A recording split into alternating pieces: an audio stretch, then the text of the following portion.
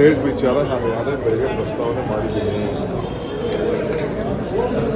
Chief minister ನಾವು ಅದನ್ನು ರೀಎಕ್ಸಾಮಿನ್ ಮಾಡಬೇಕು ಅಂತ ಹೇಳಿದ್ದೀವಿ. ಅದು ನಮ್ಮ ಕೈಲಿಲ್ಲ. ಅದಕ್ಕೊಂದು ಜಡ್ಜ್ ನೇತೃತ್ವದ ಒಂದು ಸಪ್ರೇಟ್ ಕಮಿಟಿ ಇದೆ. ಸೆಂಟ್ರಲ್ ಗೌರ್ಮೆಂಟು ಸೆಕ್ರೆಟರಿನೇ ಮೆಟ್ರೋಗೆ ಚೇರ್ಮನ್ ಇದ್ದಾರೆ. ಚೇರ್ಮನ್ ನಮ್ಮೂರು MD ಆಗ್ತಾರೆ. ಸೊ ಅವರು ಕೆಲವು ಸಾಧಕ ಬಾಧಕಗಳನ್ನು ನೋಡ್ತಾರೆ. ನೋಡಿ ಅದಕ್ಕೊಂದು ಫೇರ್ ಫಿಕ್ಸೇಷನ್ ಕಮಿಟಿ ಇದೆ. ಆ ಕಮಿಟಿಯವರು ತೀರ್ಮಾನ ಮಾಡ್ತಾರೆ.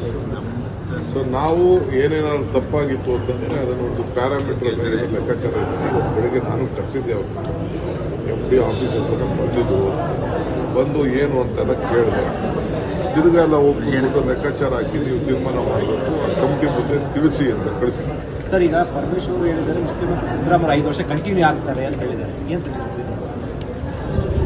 ರೇಟ್ ವಿಚಾರ ನಾನು ಯಾವುದೇ ಬೆಳಗ್ಗೆ ಪ್ರಸ್ತಾವನೆ ಮಾಡಿದ್ದೀನಿ. ಚೀಫ್ ಮಿನಿಸ್ಟರ್ ನಾವು ಅದನ್ನು ರೀಎಕ್ಸಾಮಿನ್ ಮಾಡಬೇಕು ಅಂತ ಹೇಳಿದ್ದೀವಿ.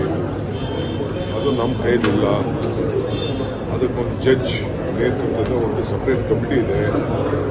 ಸೆಂಟ್ರಲ್ ಗೌರ್ಮೆಂಟು ಸೆಕ್ರೆಟರಿನೇ ಮೆಟ್ರೋಗೆ ಚೇರ್ಮನ್ ಇದ್ದಾರೆ.